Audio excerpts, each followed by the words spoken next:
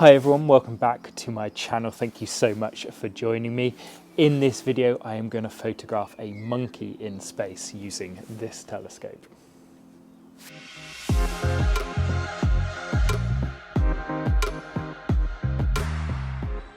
So over the next couple of nights, I'm going to be using the Askar 80PHQ, a telescope I absolutely love, to capture the Monkey Nebula. This is a target I've wanted to photograph for quite some time now, but I haven't ever had a chance to do so. But over the next couple of nights, I have clear skies forecast, and I also have a moonless night. So I'm really excited to capture some data on this target. So whereabouts is the Monkey Nebula? So the Monkey Head Nebula is an emission nebula approximately 6,400 light years from Earth, found in the constellation Orion. And you can actually see here, it's actually just on the border between Orion and Gemini, but it's in a fantastic location to shoot this time of year. It's higher than some of the classic targets you see in Orion, such as the Orion Nebula, the Horsehead or the Rosette, so it stays up higher for more of the night. And as you can see, when you zoom in right to the core of the Monkey Head Nebula, you have these fantastic pillars that you can see have been made famous here by this Hubble telescope image, and it's just an absolutely beautiful target. So this is my plan to photograph this target over the next few nights. Now obviously I'm not going to be able to crop in as tight as the Hubble telescope, and I'm planning to photograph this at 600mm. So I'm just going to jump into Telescopius now to show you how I'm planning to frame this image. Okay, so with the camera that I'm going to be using to photograph this target, the ASI 2600mm Pro, I'm going to need an approximate focal length of about 4000mm to recreate that famous Hubble image. Now obviously that is not realistic. I don't know many people with a 4000mm focal length telescope, but I know a lot of people actually shoot this target at 1000mm, and I'll show you why.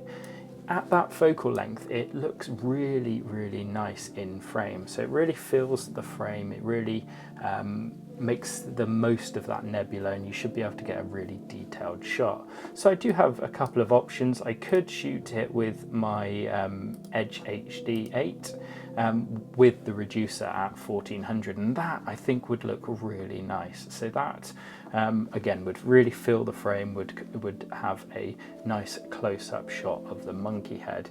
But instead of using that, I've actually decided to shoot this at 600mm with my Askar 80PHQ. So that looks like this. And you might be thinking, well, why would I choose this framing over the Edge? And the reason is because there is this little bubble of nebulosity just below the monkey head. And I'm planning to actually rotate the camera, and I'm going to try and photograph it so it looks something like this. So I have the monkey head itself here, and I have this tiny little bubble of nebulosity below it. And I just think that that is something slightly different to those tight shots that you see. And I also think it could be quite nice little feature to the bottom of the frame. So it's going to be a vertical image, going to have the monkey head up here and this tiny little bubble of nebulosity down below.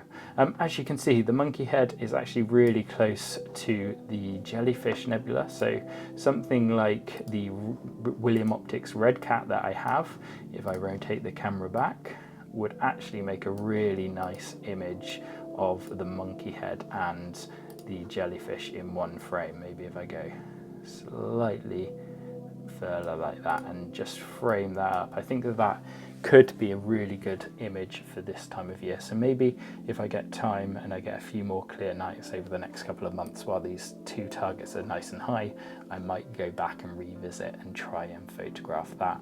So some people actually can't really see why it's called the Monkey Head Nebula, but if you just Google it and go to image searches and take a look at some of the images where it's framed like this, a great shot from Kitsch Astro here, you can see that this is kind of like a side profile of a monkey head, and I think it shows up a lot better when you're shooting this target in the Hubble palette. So that is what I'm going to plan to do.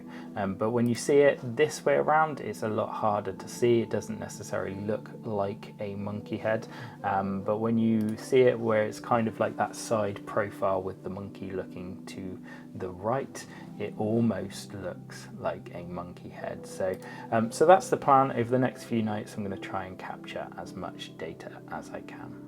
Over the next few nights I captured as many subs as I could. I was going for 7-minute subs with the gain of 100, and this is what an individual HA sub looks like. This is what the O3 looked like, so quite faint. And then this is what the S2 looked like. So I managed to capture just under 6 hours, 5 hours 57 minutes of S2. I captured 6 hours 11 minutes of O3 and 3 hours 44 minutes of HA. So I'll show you what those individual stacks look like. So after stacking the data, this is what the S2 stack looks like. So I'm quite pleased with the level of detail in that. This is what the O3 looks like, again much brighter than I was expecting when I saw those individual subs pop up. And then this is what the HA looks like, so quite bright, quite overpowering. Now after combining them in the SHO color palette, this is what I got. So I decided that I was going to run a background extraction on that. I then ran it through the RC Astro BlurXterminator, a plugin that I'm absolutely loving at the moment. If you don't have this plugin, check out the RC Astro website. It is absolutely fantastic. I will put a link in the description below. After the background extraction, I ran the soft stretch using the EZ processing suite. So I always use the EZ soft stretch. I think it works really well. I then removed the stars. So this is my star mask, and I have a starless image here which I need to now go through and edit. So this is kind of my starting point with all of my edits, so I've got a bit of work to do with this, and I'll show you what that final image looks like in a second.